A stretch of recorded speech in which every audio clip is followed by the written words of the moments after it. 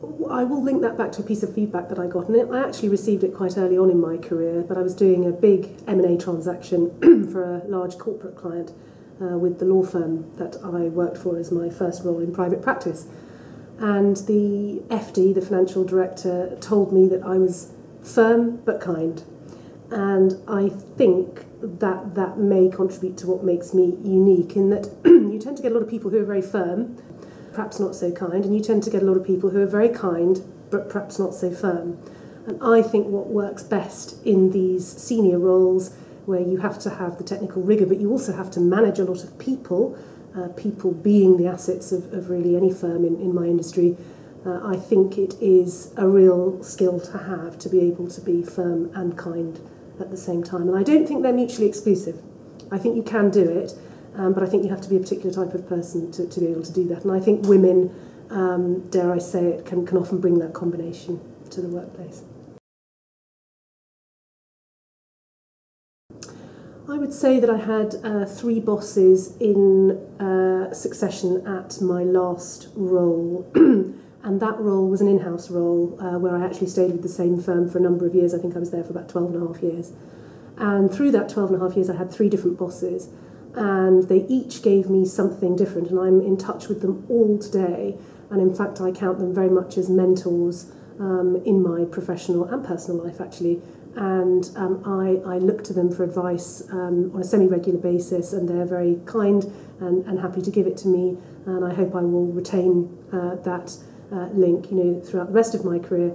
I would say that with the first one of those people, not only was he technically very good, but he was also really good at the political side of things.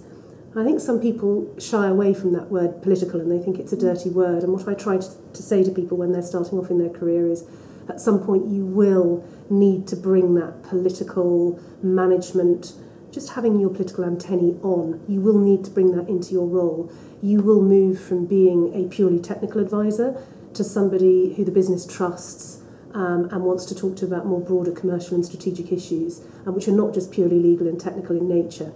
And you have to be aware of the existing set of relationships, and you have to be aware of the triggers for various people and the styles in which various different people like to work.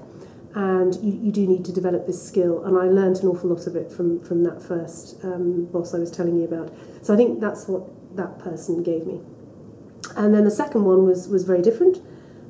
He was very relaxed, almost irreverent, and super kind and super flexible. But he didn't lose the intellectual rigour. And I remember sometimes seeing some of his responses to some quite difficult, tricky areas, and they were always quite short. And when you make the transition from private practice to in-house as a lawyer, you have to be very careful not to be overly academic and wordy, if you like. You have to cut your answers down to suit a business recipient. And he was very, very good at doing that, but without losing the rigour around the technical, tricky point that was being dealt with. But he managed to inspire great loyalty from his team by not micromanaging and by being supremely relaxed with us all. We never saw him stressed, despite the fact that we were operating in a highly stressful and fairly ruthless American investment bank environment. And he was really inspirational to me in terms of the man management or people management side of things and how he did it, which was actually quite individual in that world at that time. And then the third boss had an enormously great attention to detail. And sometimes when you're rushing or when you've got a very, very heavy workload, that can go. But he taught me that even to the smallest degree, wherever possible, it was worth retaining that as far as you possibly could. And if you weren't happy with something, then it was a good idea to hold it back if you possibly could until you were. Where in doubt, go back to the rational, go back to the factual, and it will normally serve you in far better stead than the emotional. So he taught me a great deal in that regard. I think business is changing. I'm not sure whether it's quite quick enough, but I think business is changing. And I'm a living embodiment of that. And the one thing I really would want to say is that flexible working has got to be the way forward. Quite apart from the very difficult infrastructure and commute problems that an awful lot of people have, I think we're seeing a sea change now in the next generation coming up, the millennials, in terms of what they want and what they expect from their roles. We're no longer in a situation where people have one job for life. People have more portfolio careers, and part of what they would like is flexible work arrangements. And I really believe that they can work if they're handled properly. There is give and take on both sides, and you cannot have, especially if you're in a profession, a career, rather than a job, you cannot have a clock on and clock off mentality. I myself have a flexible work arrangement and have had one for a number of years. And, for example, I don't work on a Friday. But if I just switched my phone off and ignored everyone for the whole of Friday and then lasting into the weekend until Monday morning, that would not be ideal for anyone. So I do blur the boundaries a little bit between working hours and non-working hours. I think most people in senior roles do that. But I think that's okay as long as you're not massively on the wrong side of the line in terms of you're giving too much to the company and not taking enough back. It has to be give and take on both sides. But I think flexible work arrangements for both men and women, it is extremely important that it isn't just women having these flexible work arrangements, ostensibly for perhaps family or children sort of reasons. A commute can be a very good reason why you want a flexible work arrangement. Looking after ageing parents can also be another very good reason.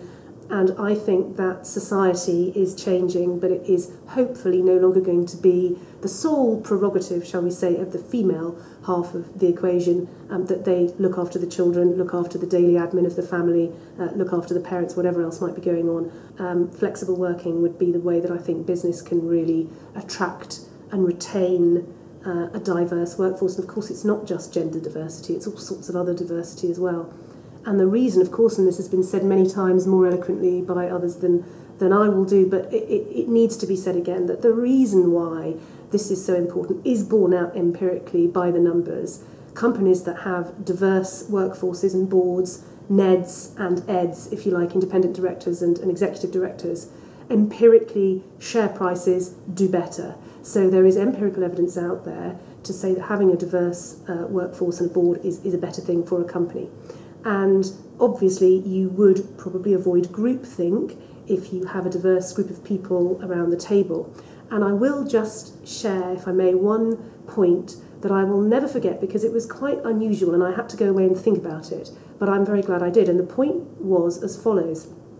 If you are a minority group, a woman, a person of colour, whoever you might be, and you're sitting in a board meeting, very senior level meeting, and you're feeling a bit nervous or a bit of an imposter, and you are anxious about making a point that might not be valid because you might feel inexperienced compared to some other people in the room, or you might feel that you're new into the role and you want to sit back a bit and wait for other people to take the lead.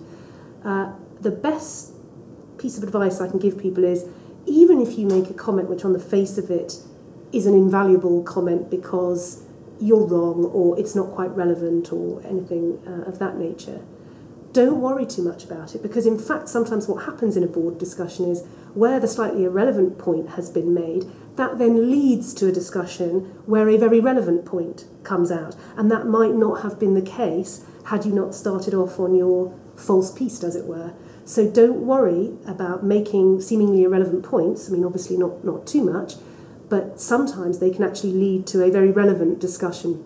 And it's always worth remembering that. So, of course, you don't want to be the person constantly chipping in with an irrelevant comment, but just occasionally you will see it just leading to more discussion, more communication around a point, and you will come up with a better result. So I thought that was a really interesting point to make about board discussions.